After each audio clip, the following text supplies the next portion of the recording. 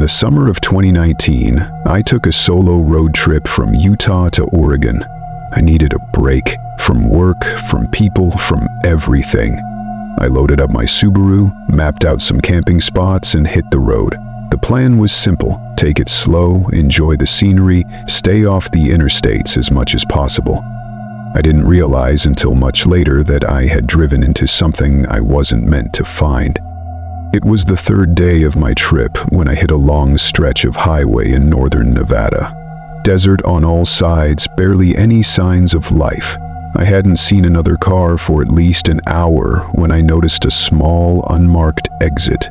No town name, no gas station signs, just a faded green arrow pointing off the main road.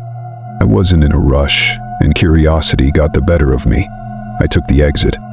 The road narrowed into cracked asphalt, then gravel, then dirt. After about 5 minutes of driving, I saw a small building up ahead. It looked like an old gas station. Abandoned.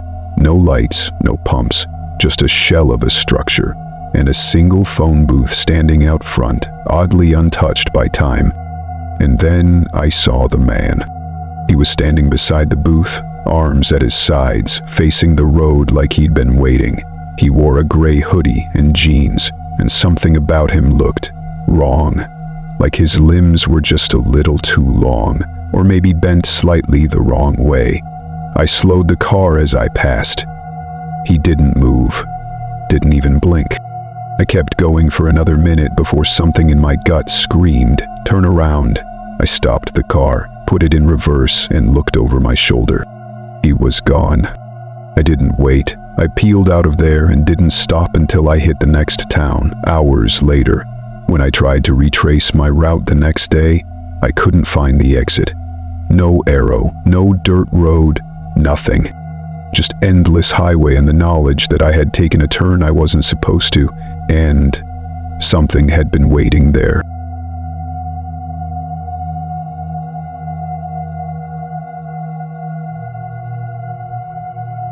Back in 2015, I went on a road trip with 2 friends after graduating college. We were driving from Michigan to Arizona to celebrate freedom before adulthood really kicked in.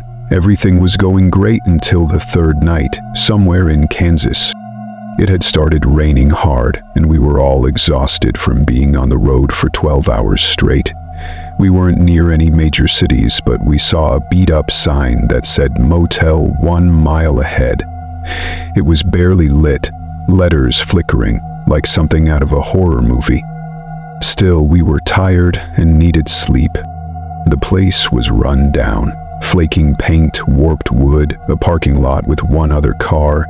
There was a railroad track running just behind the building, which felt oddly loud despite no trains coming through. We got a room with 2 beds and an old tube TV that didn't work, but the sheets were clean, and honestly, that's all we cared about.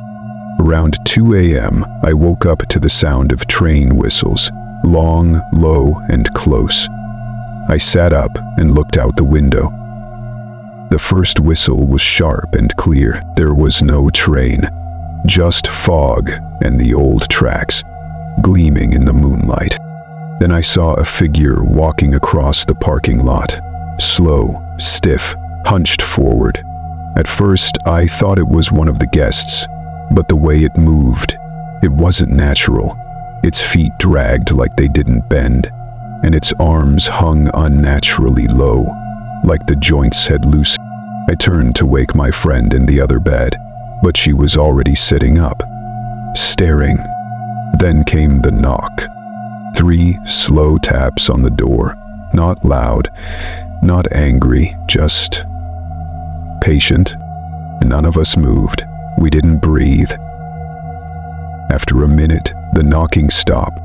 The next morning, we went to the front desk to check out, and I asked the guy working there if they'd had any other guests last night besides the one other car. He just looked at me and said, "No one's been in that room for over a year, not since the train hit that man out back." We left without another word.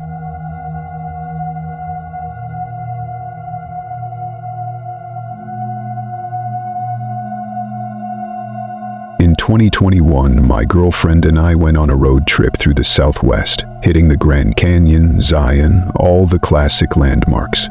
One night, we decided to sleep in the car rather than get a hotel. We were in a remote area near a lesser-known overlook, far from the tourist crowds. We parked at a dirt turnout near the canyon edge.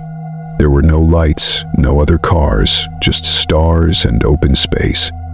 It was peaceful at first, the kind of silence that makes you feel tiny in the best way.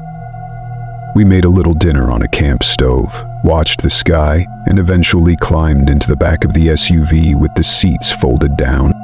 Around 3 a.m., I woke up, not because of a sound, but because of the absence of one. The wind had stopped, the crickets had gone silent, and then I heard it. Voices, whispering, dozens of them, faint, echoing from outside the car. I thought maybe another group had pulled up, but when I looked through the fogged windows, there was no one, just darkness and the canyon below. The voices got louder, still unintelligible, but urgent, like chanting or begging. My girlfriend stirred and whispered, "Do you hear that?" I nodded. Neither of us moved. Then, something tapped on the back window. Just one soft tap, like a finger. But we were parked on a dirt lot, surrounded by nothing but rock and air. I turned on the headlights. The beams hit nothing but dust. We got out of there as fast as we could. When we reached the ranger station the next morning, I mentioned the strange sounds. The ranger's older guy, calm voice, just nodded and said, "People hear things out there sometimes. Stories say the canyon doesn't like people sleeping too close to the edge." I asked, "What kind of stories?" He just said, "The kind that don't end with people driving away." And those were 3 true road trip horror stories, a chilling reminder that sometimes the scariest part of the journey isn't getting lost, it's what finds you along the way. Highways stretch for miles, cutting through forgotten towns, empty deserts, and woods that seem to breathe when the sun goes down.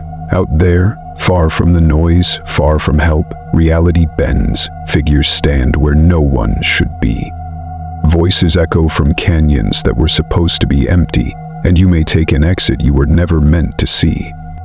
So next time you pack your bags and hit the road, remember, some roads were never meant to be driven, some doors should never be knocked on, and some stops you don't come back from. If any of these stories hit you hard, let us know in the comments which one haunted you the most. And if you've ever had a road trip take a turn into the strange, we want to hear your story. Be sure to like, share, and subscribe for more true horror stories from places you thought were safe. Until next time, keep driving, and whatever you do, don't take the exit with no name.